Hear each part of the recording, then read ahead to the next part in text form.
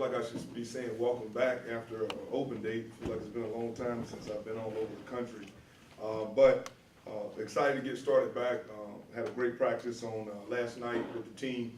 A lot of people, a lot of energy. We're happy because our injury report doesn't look like it did a couple of weeks ago. We're going to get the services back of a lot of people, we think. Tim Urban is the one that we're still kind of waiting on with his ankle. We'll find out where he is, but we've been able to get DeAndre Ferrier back, Marcus Holton back. Raekwon Purvis is looking good. Thomas Sirk looked really good last night. Jimmy Williams practiced last night and looked well. We've also been able to help our offensive front now. Deontay is back to feeling well, so we'll get a chance to practice him a little bit more than we have in the past. So we've crossed some huge hurdles. Corinne Wiggins is in concussion protocol. He should be okay. He is progressing fine. And Corey Sargent is a guy that we're still watching, hamstring, but he is progressing as well. So we've been able to come a long way in an open date, and we're really happy with where we are from an injury standpoint. But be it as it may, we have to go play a good, really good football team, Houston, on the road, and I think our team is prepared for it. We're playing with a lot of confidence right now, practicing with a lot of confidence, and really excited to be able to go down. Offensively, our challenge is going to be none other than Ed Oliver in the defensive front. Really good football player, five-star recruit, I believe, last year. Came in, played at a high level, All-American level as a first-year player. He's playing at that same level this year. A lot of people have tried to game plan him, and he's still been able to play at a high level. We're going to have to do a good job with him, going multiple people at him in our offensive front, plus our tight ends, plus our backs. We're going to have to help out all over the field with him in their secondary. What they are is an experienced group, junior, senior, senior, junior. They've replaced number 14, Isaiah Johnson. Last game was number 18. Both of those guys will probably see a lot of playing time. Both of those guys are both rangy guys that can cover. And I think the biggest difference in the two is I feel that they believe that there was a difference in tackling.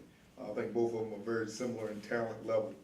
Offensively, everything that we did last week in preparing for them last week kind of got a curveball by King being added to the mix as a quarterback / wide receiver speed sweep guy. They played him the majority of the game. Really don't know if that was all game plan versus going down and playing in a weather game the way that they played him. I thought it was a really, really good strategy. Proved to be great for him. He did a lot of things with his feet, but he also scrambled outside the pocket on probably the biggest play of the year for them on 4th and 20-something, and was able to complete a ball down the field. The receiver position, they're long once again. Probably a lot more physical than some of the guys that we've seen in the past. We've seen quicker guys.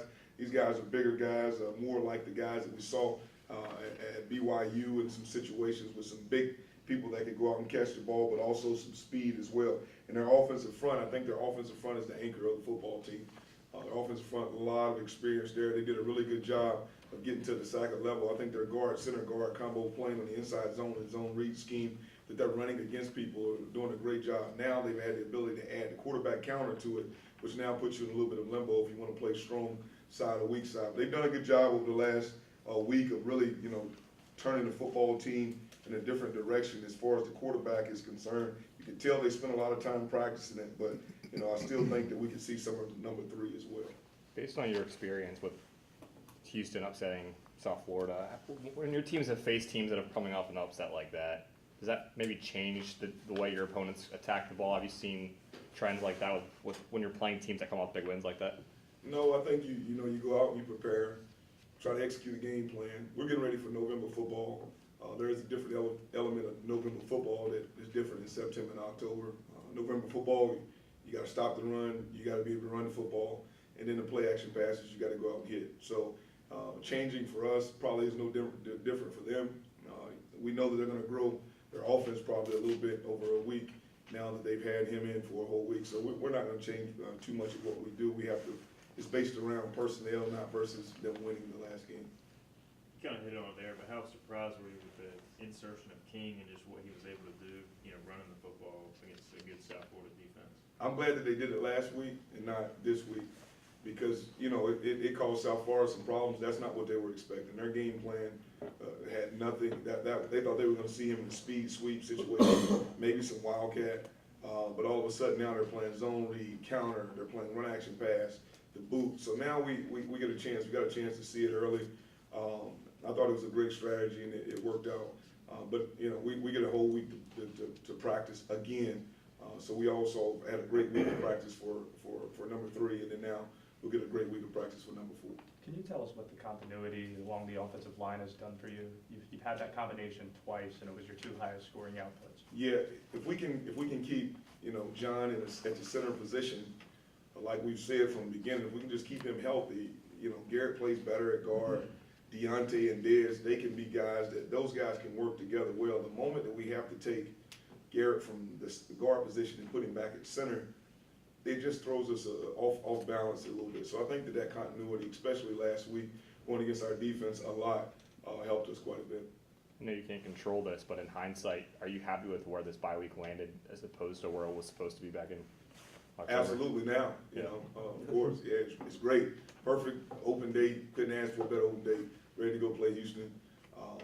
For recruiting and everything else, at this point in time, love where the open date happened. You didn't mention Jimmy Williams. Is he going to play this weekend? Yes, I thought I did mention Jimmy Williams. Maybe I didn't bring him up. He practiced last night. He looked great, you know, so I feel comfortable saying that he's gonna be able to go this weekend. With Tim, how much different is your secondary when he has been out there, and what are some of the things that are really obviously, I guess, missing when he's not able to play? We don't, sometimes, you know, with Tim, we don't get a chance to use our blitz package. Without Tim, our blitz package as much as we would like to, because of his ability to disguise some things, his ability in coverage. But what we do have with Sutton is the ability to do a lot. We think that he can play man-to-man in some situations, some underneath man. We also think that he does a really, really good job in the flats, in the curl zone, and does a good job of communicating out there. So there's several things that, you know, we'd love to have Tim. Now, Tim was feeling better last week and the week before. He still has a little bit of pain, what he's calling Achilles pain in his ankle, but, you know, we're hopeful that we can get him back. But if not, man, we feel pretty confident with Sutton right now. He's starting to get a lot of confidence and playing well with his teammates. And the 2 teams, the 2 games that we've won, you know, we've won with Sutton. So we feel pretty comfortable with him back there right now. What is Coach Prunty stress defensively to try to continue to try to improve the defense? You know, the biggest thing is just do your job. And what happens is sometimes when you get a touchdown back, or you are not playing as well, or you feel that there's a gap somewhere else, you start to get out of your gap. So one of the things he stressed is really, you know, do your job. They pay a lot of attention to the detail of game planning and understanding the game plan, but just realizing that it doesn't necessarily always take the best talent in the world to win. What it takes is guys that continuously come in, do their job, great character guys, being exactly what they're supposed to be doing, what they're supposed to be doing. So he's done a good job of stressing it. I think it's important for us to continue the momentum that we had from last weekend, or the weekend before last, however you want to call it, this weekend. And I think that the way Jordan is now back and playing, we're going to see a lot more of Jordan Williams, a lot more. His ankle is feeling much better, his knees feeling much better. Jordan can rally the guys in a certain way that others can't. And when you're not feeling 50, 60, 70%, you know, it's tough. But I think that Coach Prunty has done a good job of making these guys focus on their jobs and no one else. Given the way that Gardner played in that 4th quarter against BYU, does that give you any thought to a quarterback controversy, or bringing him in, trying to get him more playing time at all? Controversy, no. Does it cross my mind to give him a chance and spot to play in the game? Of course it does. Whenever you see a guy go out and play as well as he does, there's room for guys like that to play. There's no question. I got a lot of, like I said from the get-go, I've got a lot of faith in Gardner. Besides that, I'm not going to say very much more about it. Houston's been effective defensively, increasingly so. They played a good ball game defensively against South Florida. How do you combat them offensively, and do you get the sense that you kind of need to, you know, not let them break serve in terms of scoring when you get the ball most of the time? No, I think we're playing with a lot of confidence right now. If they score, we're going to come back and score. Defensively, we're going to be able to get some stops. I think, you know, defensively, that game not taking anything from either football team, it was really tough offensively. Some of the games, I'm thankful that we didn't have to play an offensive football game in the weather game. There's a couple of weather games, I think, in the state that were really tough too for offensive football teams. So I'm glad we didn't have to play that week. But, you know, we got a lot of confidence. They're going to play well. We're going to play well. Do you think the American gets the respect it deserves, considering the way Houston was able to beat South Florida and what you know they are to be this year? No one wants to come and play in this conference. I'll say it over and over again. It may not get the respect by the people that are writers and the people that are voting for it, but if you ask coaches across, you know, the league, you get the respect. We get the respect that we deserve. It's just hard sometimes when you constantly reading certain terms or certain things that people have labeled us, and we see ourselves as a Power 6 conference. All the teams that play in the NCAA see us as a Power 6, but just some of the people that have comments about it don't. So it's tough selling, there's no question about it. But one thing that I will say is that this is a league that's built around speed, and we got to continue to grow to having as much speed as everybody else. But it's very evident that we also got to be ready for a bad weather game. We better be ready for a snow game somewhere down the line. Be ready for a lot of rain, and those are the things that you'll start to see. Some of the other schools, especially some of the northern schools, they sometimes get a little bit better at this time of the year in November football because they can run and stop the run. Coach, is there any update on Tyshawn? Yeah, Tyshawn, you know, he had to take some time for some personal reason. Hopefully we'll have him back and ready to go this week. You know, we'll see how that turns out a little bit later in the week, but yeah, he should be back.